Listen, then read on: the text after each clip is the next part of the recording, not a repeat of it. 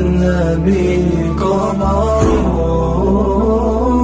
يا صباح الجمال، يا صباح الخير، يا صباح القشطة، يا صباح الزبدة، يا صباح اللبن اللي هنعمله جبنة. النهارده بقى هنعمل ايه؟ لبن جبنة. هنعمل جبنتنا ببيتنا، زبدتنا ببيتنا. واول ما راب حطيته في التلاجة، قعد يومين يروبوا معايا، رحت حطاهم بقى في التلاجة 3-4 ساعات عشان بس الوش الجميل ده يجمد معانا. زي ما انتم شايفين هو حرفيا خد يومين بس كده على مرار.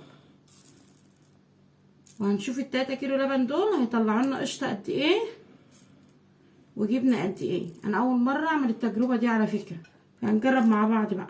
ما شاء الله شايفين القشطه، هنوزنها نشوف ال3 كيلو جايبين لنا قشطه ما شاء الله قد ايه. ما شاء الله يا حبايبي على الميزان اهي، ال3 كيلو مطلعين نص كيلو قشطه ما شاء الله اللهم بارك. معايا الحصيره يا حبايبي، حاطه تحتها صينيه زي دي عشان الشرش اللي بينزل. الشاشه دي شاشه بيضه كده نضيفه، هنزل باللبن ما شاء الله اللهم بارك. نشوف ال3 كيلو لبن هنجيب لنا قد ايه جبنه. دي نص معلقه ملح كده رشها في قلب اللبن كده، نقلب الملح كده ما شاء الله. اللهم صل على النبي، الله اكبر. تمسكي بقى طرف الحصيره كده والطرف التاني كده وتضم الطرفين. على فكره هي هتدناها طول الليل، هتدنك مبيتاها كده على الصينيه كده. عندك مع مكان وعايزه تعلقيها علقيها، بس لازم ان انت تعملي الحركه دي، تضمي اللبن كده وكده. احنا بقى يا حبايبي هنسيبها كده، احنا لميناها اهو، لميتها اهو كده وقرصت عليها. هسيبها كده بقى تصفي شرشها خالص في الصينيه دي، ولما تصفي شرشها اروح داخله ردها تاني ببعضها واعلقها بقى. دي الجبنه بعد ما سيبناها ساعتين نزلت شرشها. ادي الشرش، ده الشرش بتاعها، ده مش هرميه، ده ممكن تستخدميه كماده حافظه للجبنه بعد ما تنشف وتقطعيها، وممكن ان انت تعجني بيه معجنات. احنا بنرميش اي حاجه خالص، كل حاجه بنستغلها. شايفين الجبنه ما شاء الله. هنضمها بقى تاني ونعلقها بقى لحد الصبح. خليكم معانا ما تروحوش في اي مكان عشان تشوفوا الجبنه وحلاوتها واحنا بنقطعها بقى في الحصيره. علقنا الجبنه يا حبايبي، صفت ميتها، وادي الجبنه معانا اهي. انا عشان بس لفاها في الشال هفكها من الشال، مش عايزه تحطي في شال وتحطي في الحصيره على طول، عادي كده. بسم الله الرحمن الرحيم. شايفين الجبنه ما شاء الله ماسكه نفسها ازاي وحلوه ازاي ونضيفه، وانتي اللي عاملاها بايدك. ده وزنها على الميزان يا حبايبي قدامكم اهو 940 جرام. الميه اللي نزلت دي يا حبايبي احنا بنسميها الشرش، مش هنرميه، لا اما تحطي تدوبي فيها معلقتين ملح، واما الجبنه تنشف معاكي كده يومين رصيها فيها. دي الماده الحافظه للجبنه، بتدنها كأنها لسه صابحه، لا اما تعينيها لاي معجنات هتعجنيها. فانا هشيلها دلوقتي بقى واجيب لكم القشطه. ال3 كيلو كانوا مطلعين معايا نص كيلو قشطه يا حبايبي، وانا كنت مدبقه قبل كده حبه، فدول ما شاء الله يجيلهم 2 كيلو ونص قشطه. هضربها معاكم كده عشان بدات تيجي بميتها اهي، شايفين. بس القشطه دي مش من ال3 كيلو لبن عشان اكون في المصداقيه. دي بتلمع اهي، ده الخط بتاعها بدا يظهر، فانا عشان كده هكملها بايدي. نعمل كده. وهي قشطه الشتاء ما شاء الله حلاوتها ان هي بتلم على طول، عكس بتاعه الصيف. بتاعه الصيف بتاخد وقت في الضرب، انما الشتاء ما شاء الله بتلم بسرعه معانا. شايفين بقى الكريم ازاي؟ شويه وهتخرز معانا وهتلم.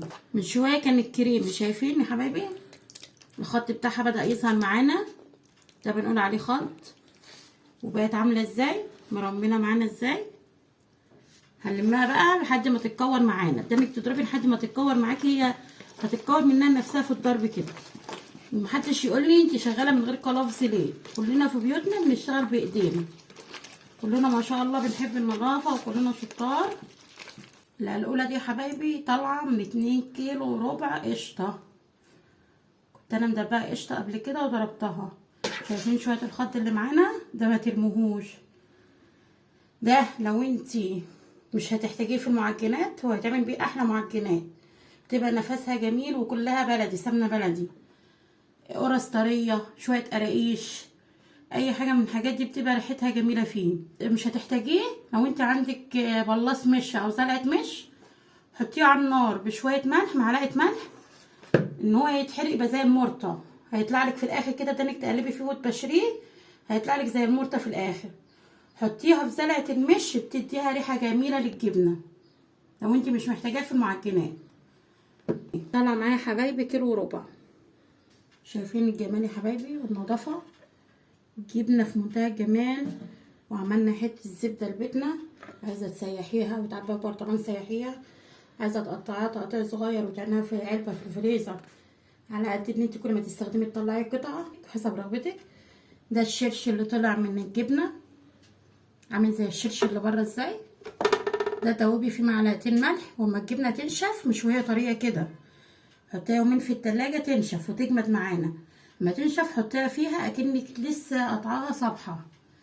وده اللي طلع من الزبده، ده الخض اللي بنقول عليه الخض. عايزه تستخدميه في المعجنات تستخدميه، عايزه تحطيه في زرعه المش زي ما قلت لكم في الفيديو من الاول على طريقته، لو هتحطيه في زرعه المش تعمليه ازاي. وبرده اقول لكم تاني، بتحطي عليه ملح وتحطيه على النار في حله يغلي معاكي وقدامك مبشراه لحد ما الميه اللي فيه كلها بتتبخر، بتطلع زي حته مرده كده في الاخر، احنا بنقول عليها خض، بيبقى لونها بني كده. حطيها في زرعه المش، بتخلي المش بتاعك اكنه سمنه بلدي جميله. ما شاء الله خير الشتاء حلو، خير الشتاء جميل. وهو لبن الشتاء بيبقى حلو يا جماعه، لبن الصيف لو انت قاعده في مدينه تجيبي من لبان كويس تكوني عارفه ان لبنه مضمون، هيطلع لك الخير اللي قلنا عليه ده. يا رب الفيديو يكون النهارده عجبكم، واكون اقدر افدتكم باي افاده لو حتى صغيره.